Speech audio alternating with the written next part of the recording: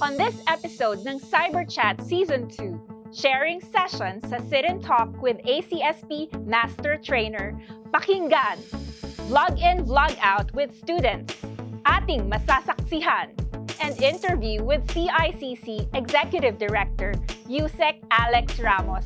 Tutukan!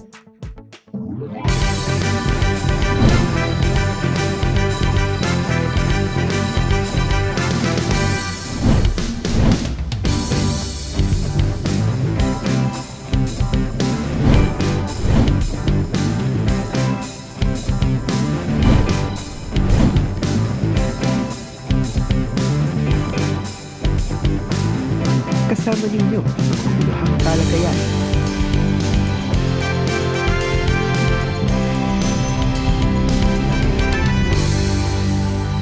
Cyber Chat Season 2. Cybertastic Day, chatters!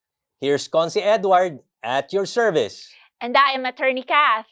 Welcome back sa ating much-improved talk show for a much cyber-safe lifestyle. Ito ang Cyber Chat Season 2.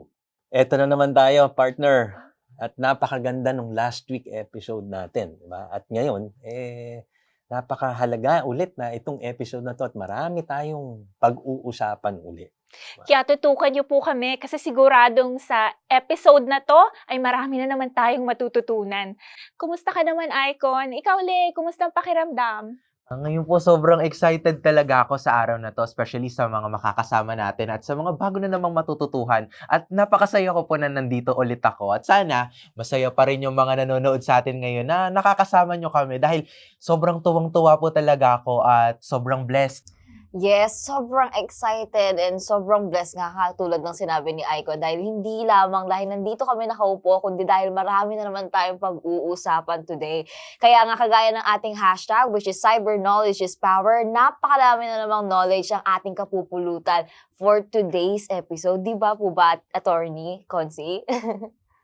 Knowledge is power. Kung last episode ay about warm up for this season ang ginawa natin, ngayon naman, umpisahan natin ang serious talks sa pagtatalakay kasama ng ating mga kabataan ng napakahalaga at napapanahon na usapin ang safer cyberspace and how we can jointly help create one.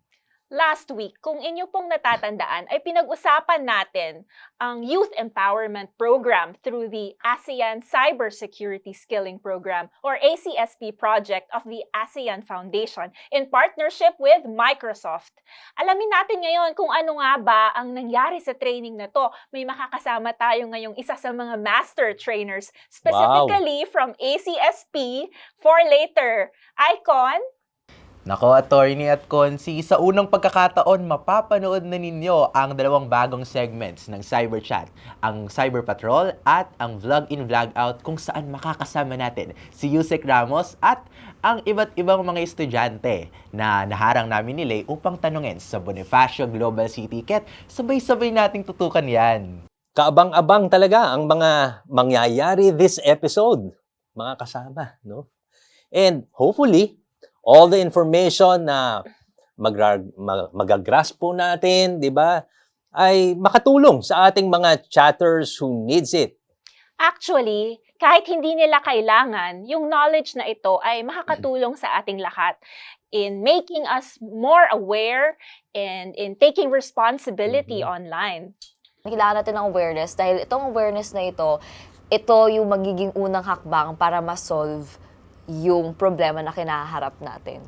Totoo po yan. At sa pag-empower at pagbibigay natin ng boses sa kabataan, kasama natin ang Cyber Guardians Philippines para tulungan tayo sa mga ganitong uri ng issues, mas maging maalam tayo at makita natin kung ano ba ang maaari din natin gawin bilang kabataan at bilang ordinaryong mamamayang Filipino.